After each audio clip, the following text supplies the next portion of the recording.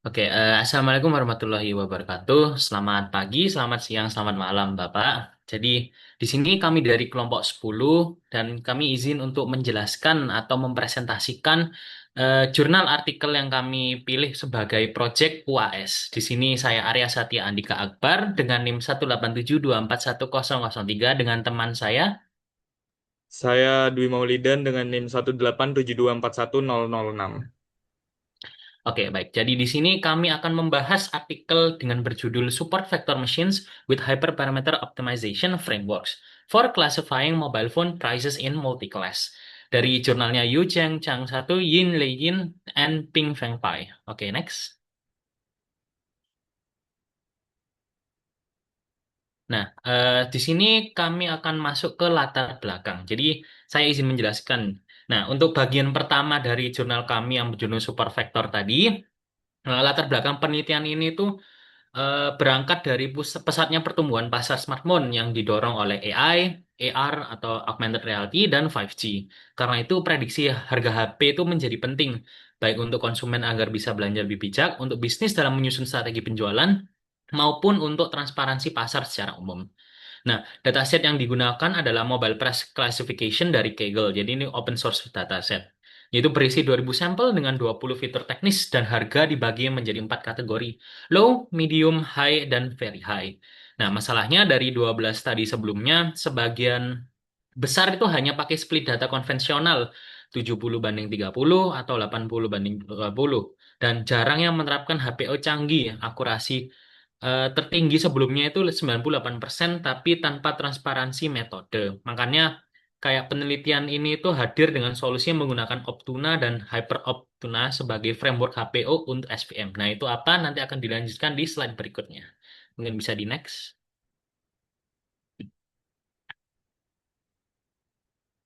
Nah, kemudian kita masuk ke slide 2 yaitu rumusan masalah. Dari keterbatasan tadi, itu ada tiga masalah utama yang diangkat. Pertama, tidak ada studi sebelumnya yang menerapkan five-fold cross-validation pada dataset ini, sehingga generalisasi model belum terjamin. Kedua, sebagian besar studi tidak menggunakan HPO yang canggih, hanya trial and error atau grid search sederhana. Ketiga, SVM dasarnya binary classifier. Jadi untuk multi-class itu dibutuhkan strategi khusus seperti OVO atau OVR. Nah itu apa nanti akan dijelaskan di nextnya. Dan tanpa optimasi hyperparameter yang tepat, performanya itu jadi tidak maksimal. Dari sini itu muncul tiga pertanyaan penelitian. Apakah HyperOpt bisa meningkatkan akurasi SVM? Apakah Optuna bisa meningkatkan akurasi SVM? Dan framework mana yang lebih baik antara keduanya? Oke, boleh di next. Kemudian kita masuk ke tujuan penelitian. Jadi di tujuan penelitian research ini tuh ada empat. Pertama, membangun model klasifikasi harga HP berbasis SVM untuk empat kategori harga seperti yang sudah di-mention di awal. Eh, Kedua, menerapkan dua framework HPO HyperOpt, menghasilkan model SVM HYP dan Optuna menghasilkan model SVM OPT. Ketiga, mengevaluasi performa menggunakan five-fold cross-validation agar hasil itu lebih apa ya, robust dan general. Keempat, membandingkan ketiga model SVM baseline, SVM HYP, dan SVM OPT menggunakan metrik akurasi, precision, recall, dan F1 score. Dan hyperparameter yang dioptimasi meliputi kernel, nilai C, gamma, dan decision function shape dengan rentang pencarian yang udah ditentukan seperti dilihat dari tabel 3 ini. Mungkin bisa di next. Kemudian kita masuk ke slide 4 yaitu penjelasan apa itu sebenarnya SVM dan kernel dalam SVM. Jadi sebenarnya SVM itu kayak algoritma supervised learning yang bekerja dengan mencari hyperplane optimal. Itu kayak bidang pemisah yang memaksimalkan margin antara dua kelas. Secara matematis, SVM itu meminimalkan. Kemudian dengan syarat setiap data memenuhi rumus sebagai berikut yang YI W kali XI plus B lebih dari sama dengan satu. Nah, jadi kalau data tidak bisa dipisahkan secara linear, SVM itu menggunakan kernel trick, ya, memetakan data ke dimensi yang lebih tinggi agar bisa dipisahkan. Ada empat kernel yang digunakan seperti di sini. Ada linear untuk data yang sudah separable, polinomial untuk menangkap interaksi antar fitur, RBF yang paling umum dipakai, dan sigmoid. Jadi pemilihan kernel itu sangat memengaruhi keberhasilan klasifikasi dalam research ini. Boleh di next. Kemudian kita masuk ke multi-class classification dalam SVM, OVO, dan OVR. Nah, ini yang tadi sudah dijelaskan di awal. Nah, jadi karena kan SVM itu dasarnya binary. Untuk 4 kelas harga HP itu butuh strategi multi-class. OVO itu membangun 6 classifier dari rumus K-1 per 2 dengan K sama dengan 4. Di mana setiap classifier itu membedakan dua kelas dan keputusan diambil dari voting terbanyak. OVR membangun 4 classifier yang masing-masing memisahkan satu kelas dari sisanya dengan keputusan dari confidence score yang tertinggi. Nah, yang menarik dalam penelitian ini, keduanya itu dimasukkan ke search space HPO. Jadi HyperOpt dan Optuna yang menentukan sendiri strategi mana yang paling cocok di tiap foldnya. Hasilnya itu menunjukkan tidak ada strategi yang selalu unggul. Jadi bergantung distribusi dari tiap fold. Dan kernel yang paling sering terpilih adalah linear dan polinomial. Ya, mungkin cukup dari bagian saya. Saya lanjutkan kepada teman saya. Terima kasih.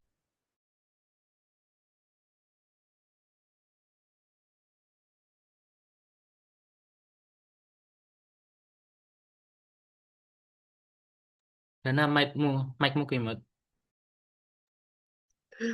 Oke, sebelumnya terima kasih Dika atas waktu dan kesempatannya. Jadi, kita akan lanjut atau masuk ke inti dari metodologi penelitian kali ini, yaitu Hyperparameter Optimization atau HPO. Dan sebelum kita lanjut untuk lebih jauh, kita tuh harus mengetahui lebih dulu kenapa kita perlu HPO dan kenapa SVM saja itu tidak cukup. Jadi begini, SVM itu sangat sensitif terhadap pengaturan hyperparameternya, terutama dua parameter utama seperti C dan gamma. Kalau nilainya tidak tepat, performa modelnya itu bisa jatuh drastis meskipun algoritmanya bagus.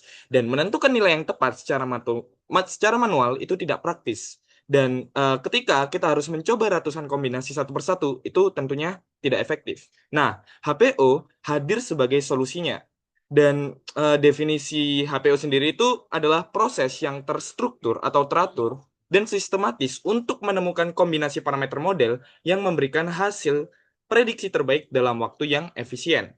Nah, paradigma dari HPO sendiri itu bergeser dari grid search yang konvensional, yang mencoba setiap kombinasi secara exhaustive seperti menyisir kotak grid satu persatu dan menuju ke Bayesian optimization berbasis TPE atau Tree Structure Parsen Estimator. Nah, TPE itu lebih cerdas. Dia belajar dari hasil trial sebelumnya untuk memilih kandidat parameter berikutnya yang paling menjanjikan. Jadi bukan mencoba secara random, tetapi mengguide source-nya. Dan alur kerja HPO ini sendiri dalam penelitian ini ada 4 tahap. Pertama, input dan split.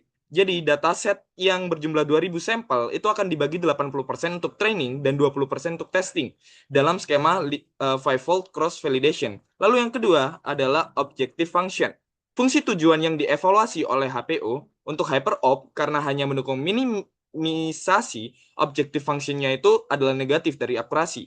Dan untuk Optuna langsung memaksimalkan akurasi. Lalu yang ketiga ada TPE Optimizer. Library HPO melakukan sampling parameter berdasarkan dua distribusi probabilitas, yaitu satu untuk konfigurasi yang performanya lebih bagus dan satu lagi yang kurang bagus, lalu memilih kandidat dari distribusi yang pertama. Dan terakhir yang keempat adalah base parameter. Output akhirnya adalah kombinasi hyperparameter paling optimal untuk model SVM final. Lalu sekarang kita geser ke search space. Ada 4 parameter yang kita optimalkan. Pertama, kernel type yang kategorikal dari 4 pilihan, yaitu ada linear, poly RBF, atau sigmoid. Lalu yang kedua ada decision function shape, yaitu OVO atau OVR untuk strategi multiclass. Ketiga ada regularization parameter C yang log uniform dari 10 pangkat minus 2 sampai 10 pangkat 2. Artinya itu 0,01 sampai 100. Lalu yang keempat adalah kernel coefficient gamma. Dalam range yang sangat sempit dari 4.700 kali 10 pangkat minus 7 sampai 6.701 kali 10 pangkat minus 7. Dan range gamma ini sangat sempit dan perlu ditekankan kembali. Di paper disebutkan bahwa range yang lebih lebar menyebabkan training time yang panjang dan hasil tidak stabil. Dengan mempersempit range di sekitar nilai default yang data dependent, hasilnya itu lebih stabil dan efisien. Dan ada juga satu hyperparameter kondisional, yaitu degree untuk kernel polinomial, yaitu integer 2 sampai 5 yang hanya aktif kalau kernel itu terpilih adalah poly. Oke, kita akan lanjut ke slide berikutnya. Jadi kita akan bedah lebih mendalam terkait perbedaan dari HyperOpt dan Optuna. Kedua framework ini tuh sebenarnya sama-sama menggunakan TPE berbasis Bayesian probability, tapi operasionalnya berbeda. Dari sisi fungsi target, HyperOpt hanya mendukung minimisasi, jadi akurasinya itu harus dibalik menjadi negatif akurasi. Dan Optuna itu mendukung maksimisasi langsung, dan ini lebih intuitif dan mengurangi risiko kesalahan coding. Lalu dari sisi ruang parameter, HyperOpt menggunakan modul statis HP yang misalnya HP choice itu HP.choice untuk pilihan kategorikal dan HP.log uniform untuk nilai kontinu. Konfigurasi ini harus didefinisikan seluruhnya dari awal. Dan Optuna lebih fleksibel dengan metode dinamis seperti trial.suggest underscore star. Karena Optuna itu lebih bersifat dinamis, kita bisa membuat conditional hyperparameter dengan struktur if biasa yang ada di Python. Lalu dari sisi fungsi eksekusi, HyperOpt itu menggunakan fungsi global fmin yang menerima objektif, search space, algoritma, dan max underscore evolve sebagai argumennya. Dan Optuna sendiri menggunakan paradigma objek yang lebih modern. Nah, dari sisi kontrol iterasi, HyperOpt itu menggunakan max underscore rvals dan Optuna menggunakan ntrials. Keduanya itu diset ke 100 dalam penelitian ini agar perbandingannya berlangsung secara adil.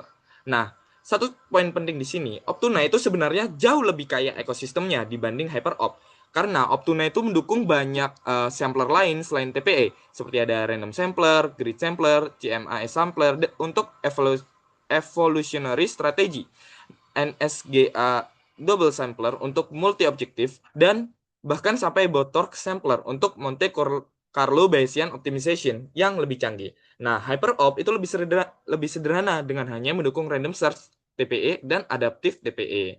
Jadi intinya HyperOpt itu lebih straightforward untuk kasus HPU standar. Nah, Optuna lebih fleksibel dan future proof untuk kebutuhan yang lebih kompleks. Tapi dalam penelitian ini, karena keduanya menggunakan TPE yang sama, perbedaan performa akhirnya tidak signifikan secara statistik dan terbukti dari McNemar-Bowker test nanti dengan p-value-nya sebesar 0,955. Oke, mungkin langsung saja kita akan melihat terkait algoritma SVM plus HPO-nya. Jadi di sini sudah ada pseudokode lengkap yang menjadi blueprint teknis penelitian ini. Nah, di line 1 sampai 3 itu adalah tahap inisialisasi. Jadi ketika kita memasukkan dataset lengkap dengan fitur X dan label Y, kemudian di verifikasi completeness, ini tuh akan memastikan tidak ada missing values. Dan dalam kasus dataset ini, semua 20 fitur memiliki null count 0.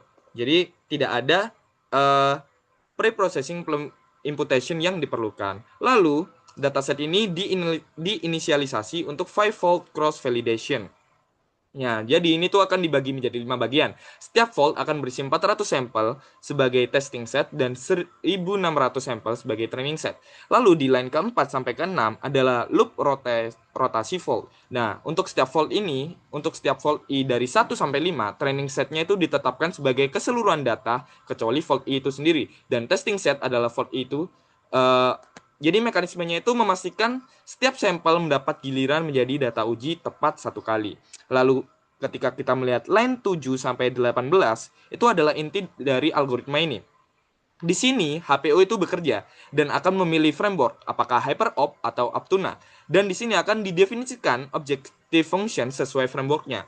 Nah, hyperparameter search space akan mencakup kernel, C, gamma, dan decision underscore function shape. Kemudian akan membuat objek atau fungsi dari HPO dan menjalankan 100 trials. Kalau Optuna akan membuat studi objek dan panggilan studi.optimize. Kalau HyperOpt akan menggunakan fmin dengan algoritma TPE.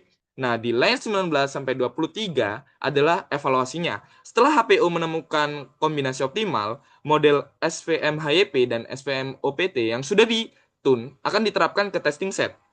Nah, kita akan menghitung 4 metrik, yaitu ada akurasi, macro averaging precision, macro averaging recall, dan macro averaging F1 score.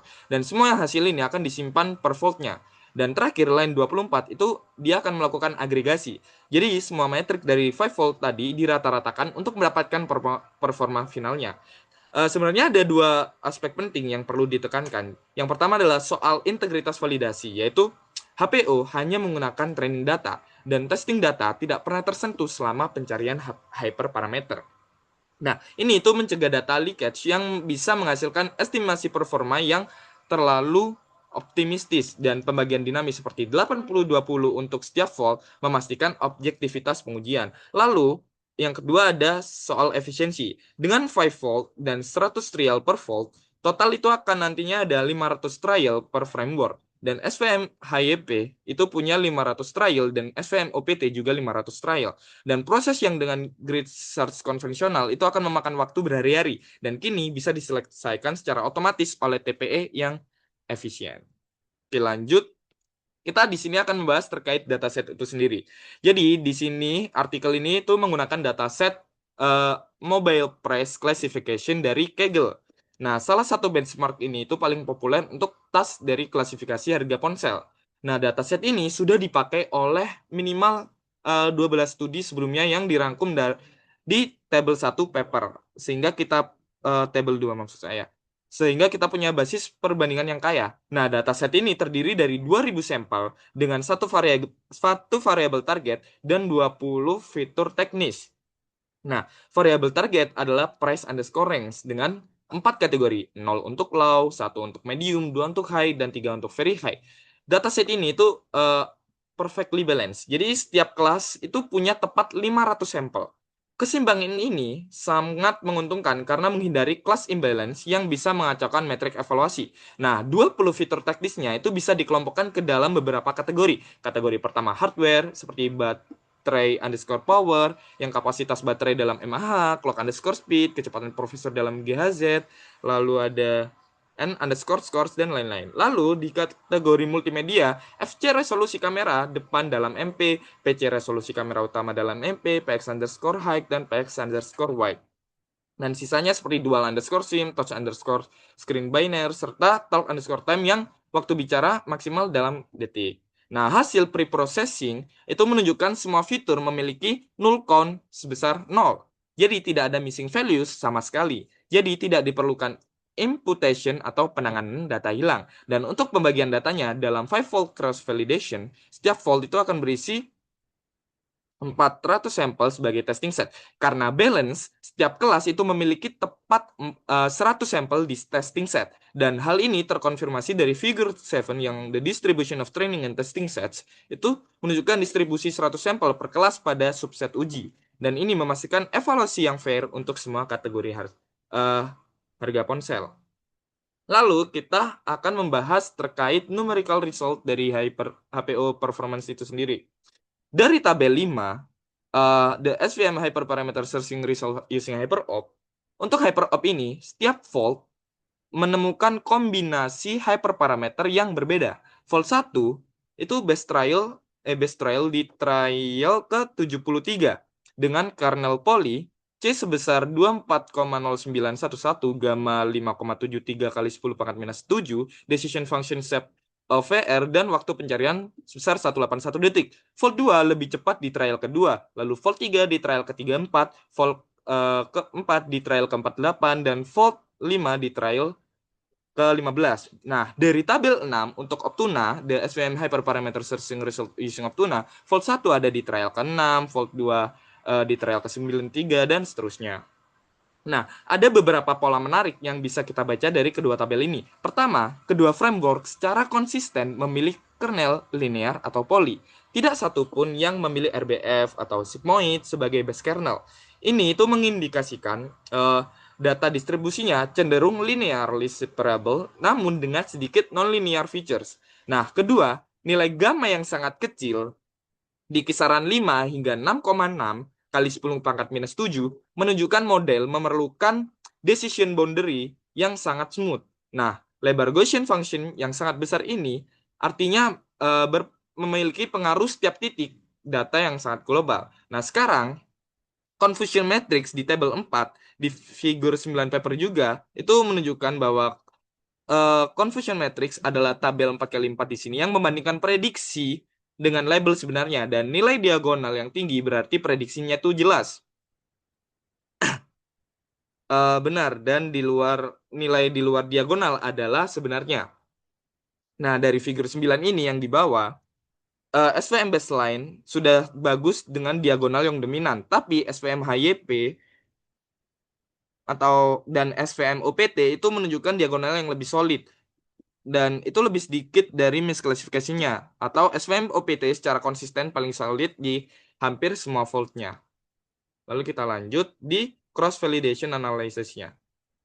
Nah, di slide ini itu akan menyajikan angka performa detail dari semua model dalam skema cross validation. Di tabel 7 ini, SVM tanpa HPO, baseline-nya fault satunya adalah akurasi 95,75%, precision-nya 95,79%, recall-nya 95,75%, MA F1-nya 95,74%, dan eh, di rata-rata ketemu 9495, 9497, 9495, 9493. Ini baseline yang sudah cukup kompetitif, tapi masih ada untuk cukup ruang peningkatannya. Dan di tabel 8 sendiri, ini adalah SVMHYP dengan HyperOp. Nah, rata-ratanya itu ada 9740, 9744, 9740, dan 9740. Ini mengalami peningkatan sebesar 2,45% dari baseline tadi. Dan di tabel 9, ini adalah SVM OPT dengan Optuna yang memiliki rata-rata 9780, 9781, 9780, 9780. Dan ini naik 2,85% di atas baseline tadi. Nah, kalau dibandingkan langsung, baseline 9495%, SVM HYP 9740%, SVM OPT 9780%, Optuna itu unggul lebih tipis sebesar 0,40% di atas HyperOp. Nah, tapi perbedaan keduanya itu tidak signifikan secara statistik, dan p-value McNamara-Boker testnya adalah 0,955 nanti. Jauh di atas threshold yang 0,05. Nah, satu hal yang penting antara stabilitas center fault, variasi baseline itu sekitar 1,75% dari 94 ke 9575, variasi SVMHYP sekitar 2,25% dari 96 ke 9825, variasi SCVM OPT sekitar 2% dari 9650 ke 9850, semua modelnya itu stabil dan tidak ada penurunan drastis antar voltnya. Dan ini tuh mengkonfirmasi bahwa model bebas itu dari overfitting. Nah, kenapa nilai akurasi, precision, recall, dan F1 score hampir selalu sama di setiap volt? Ini karena datasetnya sendiri tuh udah perfectly balanced. Jadi setiap kelas jumlahnya itu sampelnya sama, dan pada balance dataset, makro averaging dari precision dan recall-nya itu akan mendekati nilai akurasinya, dan ini justru memvalidasi bahwa kualitas dataset yang sudah digunakan oleh artikelnya. Oke, di slide berikutnya itu akan adalah diskusi yang udah ada di artikelnya. Jadi kita akan membahas dari segi PCA-nya. PCA atau Principal Component Analysis adalah teknik Dimensionality Reduction yang mentransformasi fitur asli menjadi komponen yang tidak berkorelasi. Nah, di sini diurutkan berdasarkan variansinya. Dari tabel 10 paper ini dengan PCA ini rata-rata SVM-nya itu naik sedikit dari 9495% ke 9515%. Nah, SVM HYP naik dari 9740% ke 9745%. Nah, kalau SVM OPT itu naik dari 9780% ke 9790%. Peningkatan dari PCA ini itu sangat kecil, hanya 0,10 sampai 0,20%. Ini artinya 20 fitur asli dataset itu sudah cukup informatif dan tidak ada multicollinearity yang cukup parah. Dan SVM dengan kernel linear atau poly sudah mampu menemukan hyperplane optimal di ruang fitur asli tanpa perlu transformasi tambahan. Dan PCA memberikan sedikit manfaat tapi bukan faktor penentu utamanya. Nah, kedua ada perbandingan dengan SGBoost dan LGBM di tabel nomor 11 ini. SVM 94,9%, XGBoost 91,15%, LGBM 90,70%, dengan HyperOp itu ya segini, dan dengan Optuna segini. Dan kenapa SVM itu bisa mengungguli SGBoost yang biasanya dianggap state of the art? Jawabannya adalah karena karakteristik data.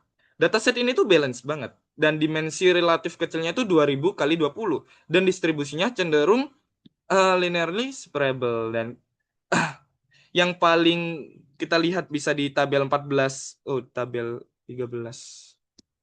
Nah, enggak langsung aja di sini karena waktu juga di gambar ini distribusi kernel types-nya itu menunjukkan distribusi 100 trial berdasarkan kernel dan level akurasi di setiap fault-nya. Seperti itu. Oke, kita masuk ke kesimpulan.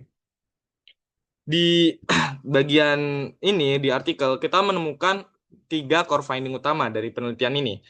Yang pertama, penelitian itu berhasil membangun sistem klasifikasi multi-kelas untuk menentukan kategori harga ponsel berdasarkan 20 fitur spesifikasi teknis. Urgensi dari latar belakang tadi itu udah terjawab. Konsumen, produsen, dan analis pasar kini tuh punya alat prediksi yang akurat, robust, dan transparan metodologinya. Bukan sekedar black box. Dan yang kedua, implementasi SVM terbukti sebagai classifier utama untuk karakteristik dataset ini. Dengan fivefold cross-validation, model membentuk hyperplane yang stabil tanpa overfitting. Kestabilan nilai makro F1 score di setiap fold konsisten di atas 97%. Lalu yang ketiga, masalah sensitivitas parameter SVM berhasil diatasi secara otomatis oleh kedua framework HPO berbasis TPE. Dengan 100 trials per fold, akurasi meningkat signifikan dan melampaui semua penelitian di berbagai kondisi split data. Nah, di sini juga ada future horizons-nya. Ada dua arah yang disebutkan di dalam paper. Pertama, pengujian algoritma meta-heuristik. Lain sebagai pembanding TPE, kandidatnya adalah Generative Algorithm atau GA yang bekerja melalui seleksi, crossover, dan mutasi populasi solusi seperti proses evolusi biologis. Lalu yang kedua, pengujian skalabilitas pada big data dan integrasi dengan ensemble learning. Nah, dataset ini kan relatif kecil, 2000 sampel, 20 fitur. Nah, apakah keunggulan SVM ini masih bertahan di dataset yang jauh lebih besar dan berdimensi tinggi? Dan apakah mengintegrasikan SVM hasil tuning dan ke dalam ensemble learning seperti Bagging bisa meningkatkan stabilitas, akurasi lebih jauh? Dua pertanyaan dari penelitian ini sangat relevan untuk dikerjakan lebih lanjut. Nah, mungkin eh, sekian dari pembahasan kami mulai dari kita tadi udah membahas latar belakang tujuan penelitian, metodologi, dataset, dan bagaimana HPU bekerja, dan lain-lain. Di sini kami ingin menyampaikan bahwa penelitian itu bukan hanya tentang mencapai akurasi tinggi, tapi tentang transparansi dan reproducibility, dengan menyebutkan secara eksplisit metode HPO, skema cross-validation, dan range hyperparameter, sesuatu yang tidak dilakukan sebagian besar studi yang sebelum-sebelumnya. Penelitian ini memberikan kontribusi metodologis yang penting bagi machine learning. Dan mungkin sekian dari kami, eh, kelompok 10, saya Dwi Maulidan dan rekan saya Arya Satya Andika Akbar mengucapkan terima kasih kepada Bapak Hendra selaku dosen pengampu mata kuliah mesin learning, pembelajaran mesin, dan saya ucapkan mohon maaf jika ada salah kata atau perbuatan dari kami. Selebihnya, wassalamualaikum warahmatullahi wabarakatuh.